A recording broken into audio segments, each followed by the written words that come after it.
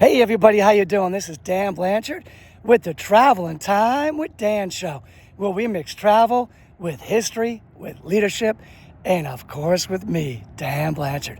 Today I'm on Pine Hill in Waterbury, Connecticut at the Holy Land, USA. This is basically an 18-acre religious theme park that has been here for about 70 years, overlooking the highway I-84 right there in Waterbury, Connecticut. For many, many years, most of my life, I've driven through this area on I-84, and I've seen this big cross and wondered, what is this big cross that you could see like miles and miles and miles away, right? So now I know, right? There was a guy with a vision. His name was John Baptist Greco. He had a vision. And in 1955, right, he basically wanted to build this religious theme park so that you could see like overseas, like Bethlehem sort of religious stuff, like right here in the United States without traveling overseas to like Israel to see it, right? And in this vision, he's going to replicate villages. The villages are like Bethlehem, Jerusalem, and a whole bunch more, as you can imagine. This is an 18-acre. You can't see it, but there's stuff all over, right? The manger Jesus was born, replicas, all replicas, right?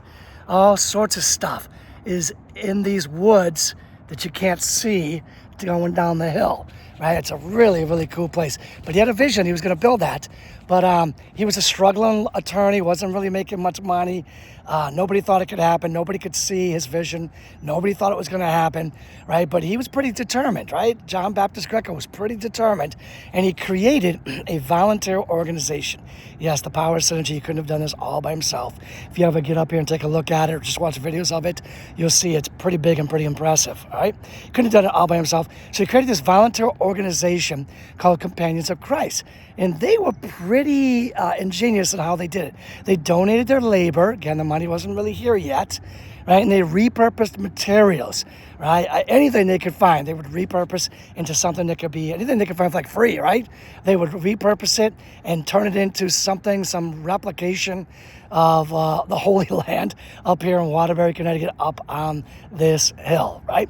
And they did a heck of a job, let me tell you. You know, just to mention just a few, right? They had like the Garden of Eden, tons of different villages like Bethlehem, Jerusalem, catacombs, like I said, the manger. I saw right over here when I was coming up here, the Tower of Babel. I mean, it just goes on and on and on, the stuff that they have here. And, you know, in 1960s, 1970s, this was one of Connecticut's premier, like, tourist spots. Like, you know, roadside tourism was a really big thing back in the, 50s, 60s, 70s, right? They'd have 40,000 visitors a year coming up here checking this place out, right? So really, really cool. Now, in 1984, you know, John Baptist Greco is doing a lot better. He's got money. He decides he's going to close this place down so that he can renovate it, make it even bigger and better, right? That was awesome. However, the people that he gave the money to go do the job stole the money, and the money is just gone, right? So place is closed, right? They're wondering what the heck they're going to do. They want to renovate it. The money's gone. What are they going to do? And then in 1986, the ultimate terrible thing happens. John Baptist Greco passes away, and without his vision, without his leadership, the place just falls apart, right? The religious teachers, Filippini, they've got like a little teeny, chapel down that I saw, and I saw like down there was like a little like house. I think that's maybe some of them might still be living in. Somebody's living in it and kind of taking care of this, but they take over the property. They're like, John leaves it to them to run it and do what they need to do, but they don't have the energy he has, the vision he has, and the money's gone. So this place just falls into like total disrepair. And for many, many, many years, it's basically like a roadside oddity. Like you drive by it on the highway, I-84. Think about that, tens of thousands of people driving by it every day going, what the heck is that big cross up there? That's like a roadside oddity, right? It attracts like urban explorers, photographers, stuff like that, but there's nothing really going on here, right? After John Baptist passes away in 1986, and within a few years, right, there's nothing really going on here. So in 2013, something interesting happens. The Waterbury mayor, Neil O'Leary, was like a businessman, buy it. Something like maybe $350,000. They buy this place, and they're determined to return it to its roots of a community space. I mean, they used to do weddings up here, all that sort of stuff, right? They replaced this cross, right? This one right here is replacement, right? This is a new, larger LED lit cross. You see it at nighttime, right? They're going to bring this back to community place, back to its like heyday. It doesn't quite work out, and it's still like a lot of disrepair, lots of money. It's so rocky up here that there's not much that can be done with this place. If you don't like refix it or rejuvenate what it used to be, not much else you could do with this place, right? I guess today maybe you could say, hey, this is a place for reflection. Come up here, reflect, right? Beautiful view of like Waterbury and all that stuff, the highway down there. Maybe you just come up here and reflect and just say, hey, it is what it is, right? This is what it is today. All right, that's how it goes. All right. Now the interesting thing is, the Visitors Bureau of Waterbury, they still get thousands of calls each year for directions to these legendary ruins. So people are still interested, right, in this Holy Land USA, even though it's different than what it used to be. But thousands of people a year call. I mean, I didn't call them. I just Googled it, found out information about it, how to get here, all that stuff, and just came up here. So thousands of people a year are calling for directions to these legendary ruins. Imagine how many people like me are just coming up here on their own. All right. And again, what was his vision? What was his vision? His vision was, it's a biblical history without going overseas. It's accessible, easily accessible, right here in Waterbury, Connecticut. I kind of wish I could have seen it back in its heyday, but there are some videos. Saw videos of it back in its heyday, and it was definitely very cool, no doubt about it.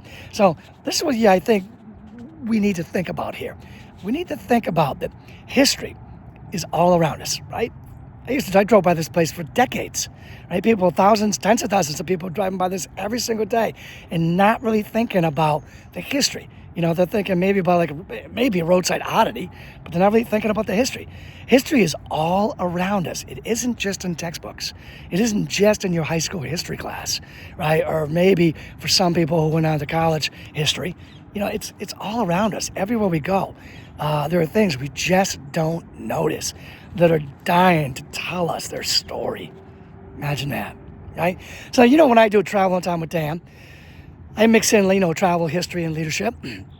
I would say thousands of people are still coming up here every year. So I would say this is definitely worth traveling up here. Even if you just come up here and just want to reflect, right? Definitely worth traveling up here in Waterbury, Connecticut, up here to Pine Hill to the Holy Land USA.